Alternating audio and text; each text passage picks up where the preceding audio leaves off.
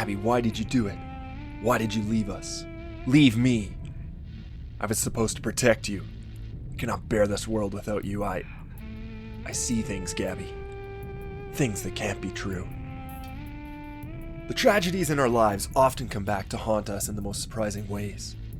A seemingly familiar face seen in a crowd, a song or smell that takes us back to a particular moment in time. Or perhaps, they infect our hearts and minds, finding their way into our dreams. Some choose to lose themselves in another reality to avoid the harsh truth they must live with every day. Others are lost in never-ending nightmares. This indie title from developer Infinitap Games is an interesting mix of psychological horror and modern adventure games, like Gone Home. The main character, Thomas, wakes from a bad dream into a world of black and white. As he starts to wander the hallways of his familiar home, there is something not right with the world. Something a little off. When finally confronted with a disturbing event, he awakes in his room. Just another bad dream. A nightmare. So why do things seem even worse than before? As you progress further and further into Thomas's dreams, you begin to question what is real and what is merely a horrible manifestation of your psyche. After all, you never die. You may be torn to bits, crushed, or have your neck ripped out, but you just wake up, safe in your bed.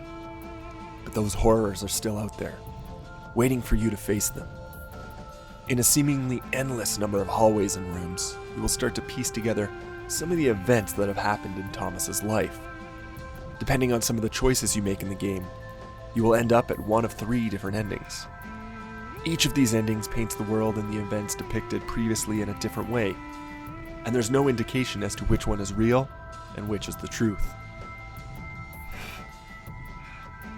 Rather than relying upon constant bombardment of disturbing images and terrible horrors, Neverending Nightmares allows the tension to build. A shadow moving past a window here, the sound of a child laughing. Did those doll's eyes just blink? And then the inevitable jump scare. It's nothing quite so bad as a cat running across a piano, but the majority of Neverending Nightmares gotcha moments rely on some terrifying things suddenly occurring, like a bird smashing into a window you just walked past. However, these scares do not come with such a frequency that you become inured to their ways. Rather, Neverending Nightmares shows a skilled hand at building up tension until you are primed to lose all control of your bodily functions. Much of this tension relies upon the game's simple control scheme. You can move Thomas, run for a brief period, and interact with any object that is colored, of which there are very few. Many of the objects in the game world are put there purely for story purpose, such as a picture frame or painting. None of these things are the types of tools we've come to rely on in other games that we could use in order to defend Thomas from those things which seek to do him harm.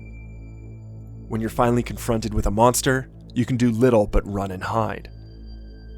This lack of character empowerment leaves you feeling just as weak.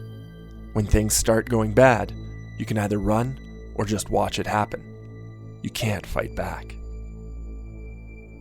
This idea also ties into a larger concept at work. The game's developer is affected by OCD and depression, and so the game, in its own way, acts as an outlet for him to express what that is like.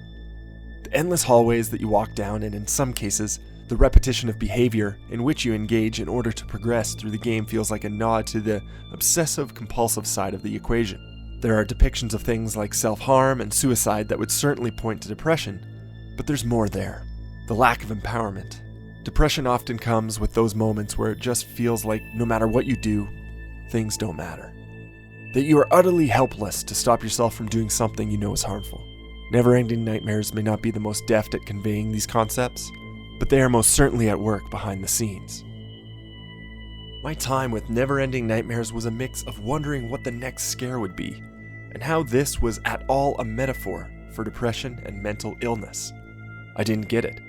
I thought back to 2003 when I was diagnosed with depression, and for the better course of 2 years, fought with it nearly every day. I didn't get it then either. I don't know how to express what was going on in my mind, why I would feel the way I did, or why I did some of the things that I did.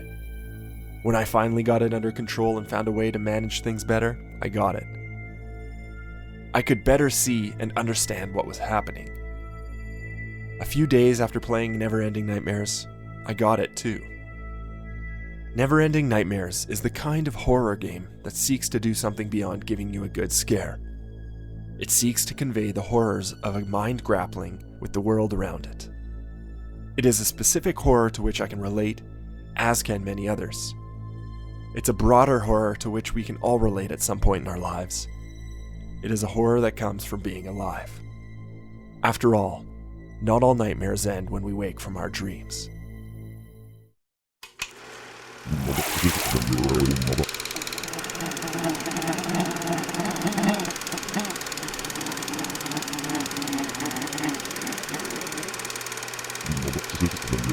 Neverending.